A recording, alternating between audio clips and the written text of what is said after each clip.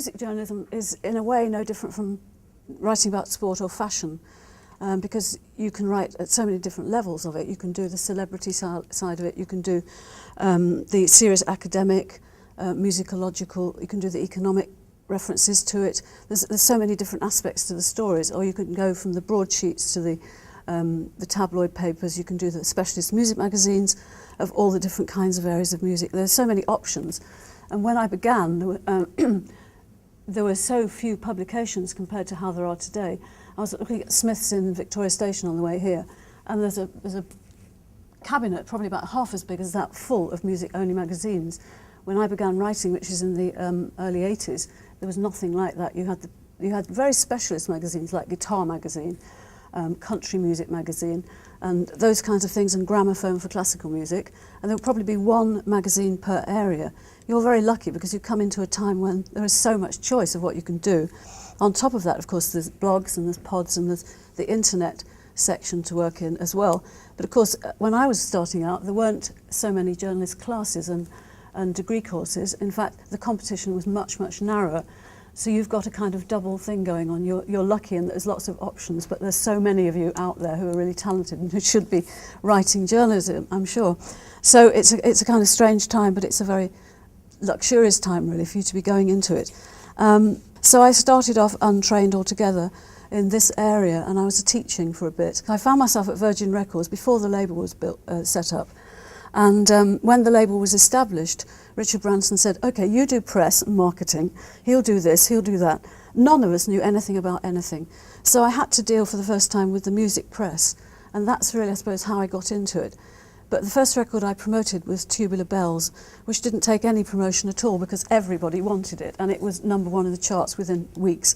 So I had quite a kind of easy way into it, because I had to write the press releases, and I'd never written anything except sort of botanical reports and experimental conclusions at that point.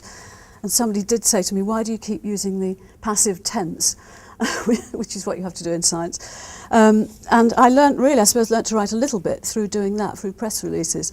And there's quite a lot, there's a division between the people who are the press officers for record companies, who you constantly deal with, and people who are the agents who are press people, who you constantly deal with as a music journalist.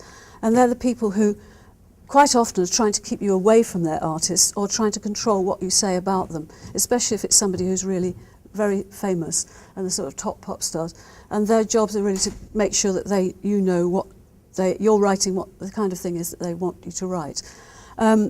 What I discovered was that being a press officer is actually a very good route into being a journalist.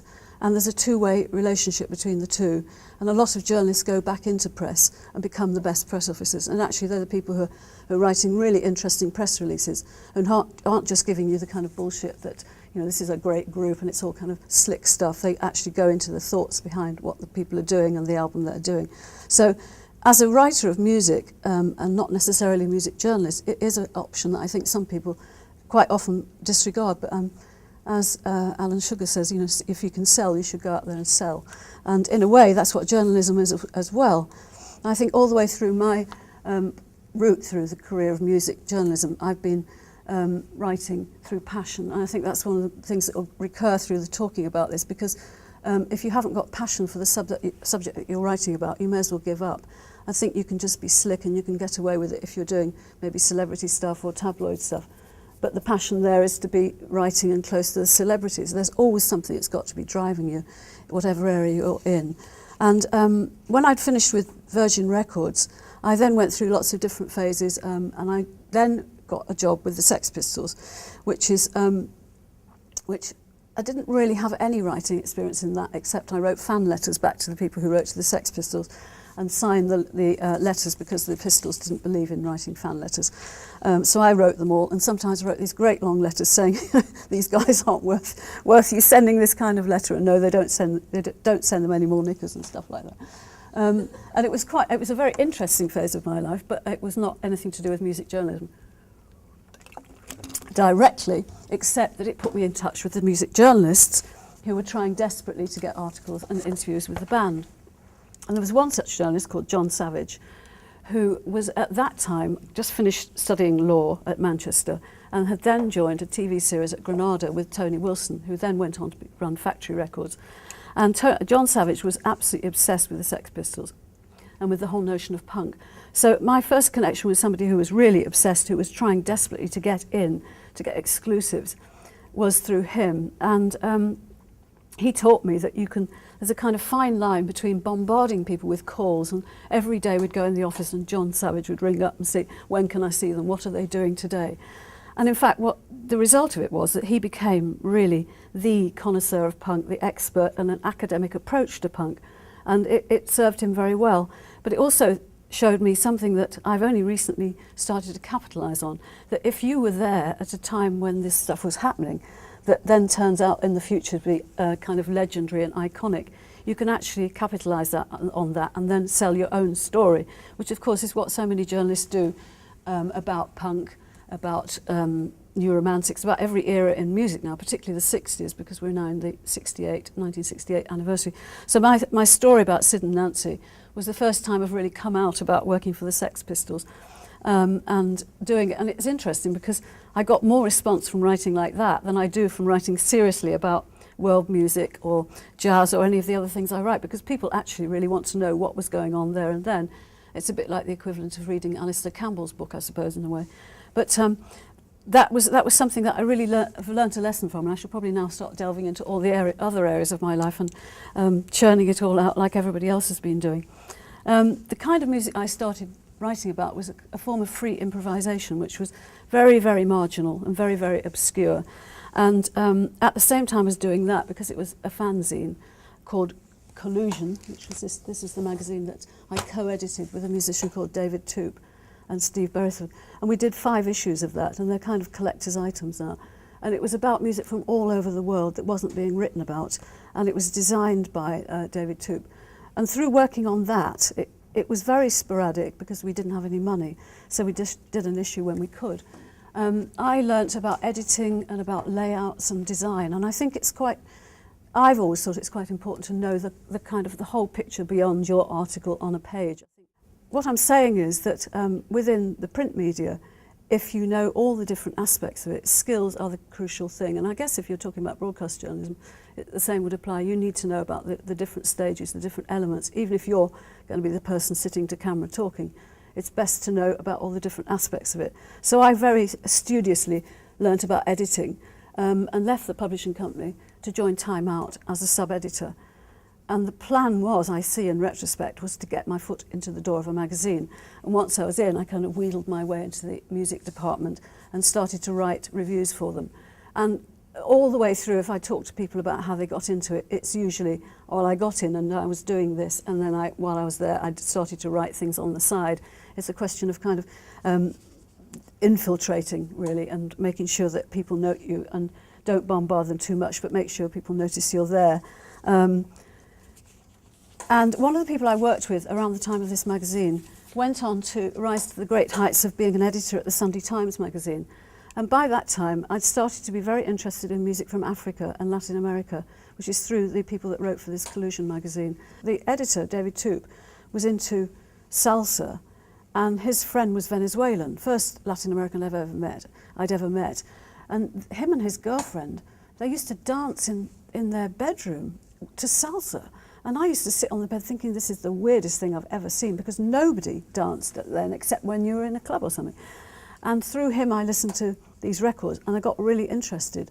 And I went to New York, and it is luck actually. I think so many of these things are to do with luck. I met this guy through another contact who was really into salsa and took me shopping and told me about certain things. And then through another person that I met and interviewed, who promoted African music and Latin American music, she said, why don't you go and see this woman?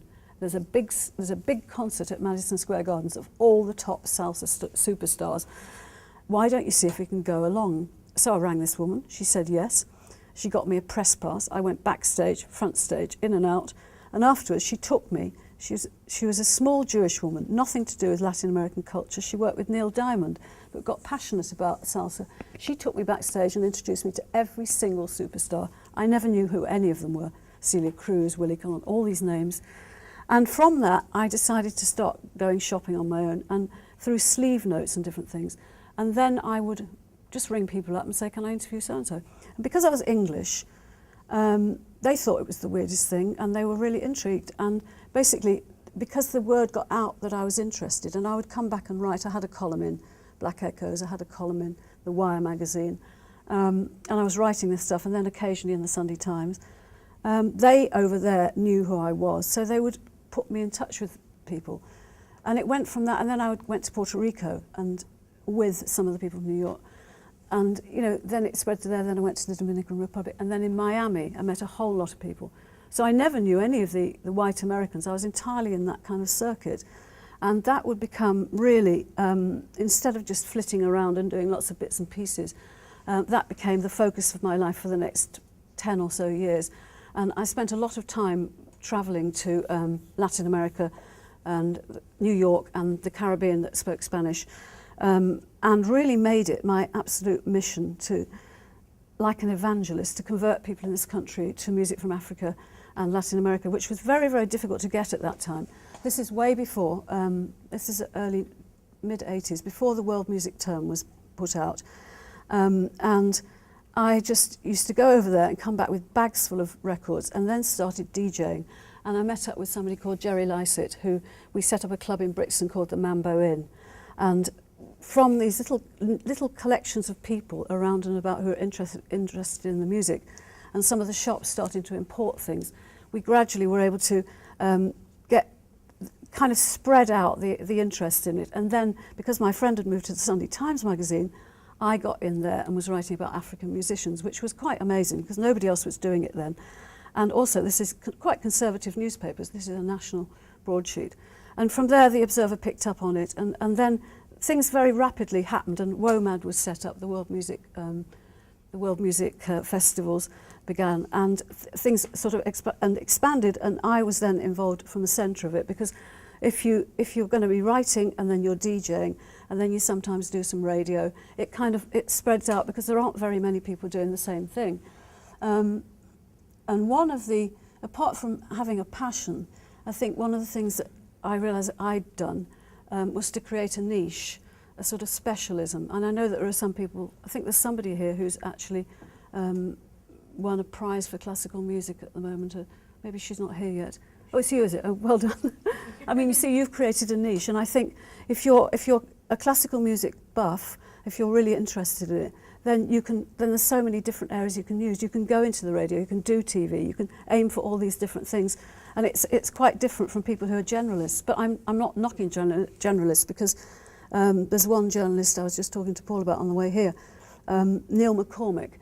Now, he started out as part of U2, not a very brief time with U2. I think he was at school with Bono, but he was thrown out quite soon. But he did do it, and it's his kind of calling card when he tried to get into the Telegraph, because he'd worked at the Melody Maker for a bit. Something happened where he suddenly realised, I'm 30, I better get this sorted out, what am I going to do? And he's become a really great writer. But he's a generalist, he knows the whole kind of pop scene, and he's got the historical knowledge, so he can talk about that.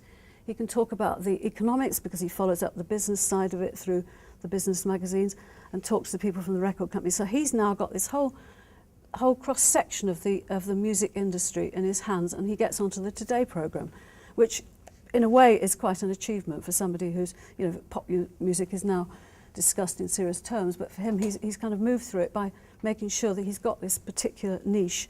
And I think I keep emphasising that, because I think once you've got into something, people will acknowledge that if you're giving it your all, you can really get somewhere with it.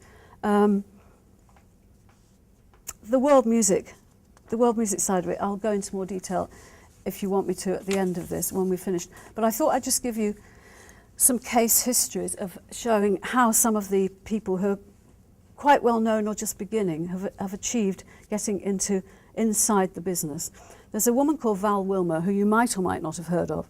The way you might hear of her today is through writing obituaries of jazz and blues musicians in The Guardian. And she sent me a couple of her old obituaries. This is Dexter Gordon, and that wasn't in The Guardian, I think that was The Independent, well, they're both The Independent, and Sun Ra. Now, she's a very interesting woman. She's in her late 60s now, and she's a photographer and a writer. she was very exceptional because when she started doing stuff, well, she first started writing when she was 14, and her way in was that her mother had African lodgers who were students at university in London, and these guys used to bring in jazz records, and she would sit and listen to them, and she started to go to shops and ask people, and she was one of these people who was insatiably curious. And she started to send in reviews to the Melody Maker, to Jazz Journal or the Melody Maker when she was about 14. And you see that story repeats again and again, bombarding. So she sent in these reviews and she said, I bought my first Melody Maker when I was 12, and I listened when they all talked at dinner. So she was absorbing it. And at school she started doing photographs, then she studied photography at the Regent Street Polytechnic. And then she said in the 60s, Melody Maker took her photographs, and she said, I networked. And in 1962, she went on her own money to New York, and she was determined to go and interview the saxophonist Albert Ayler, who at that time was really one of the leading abstract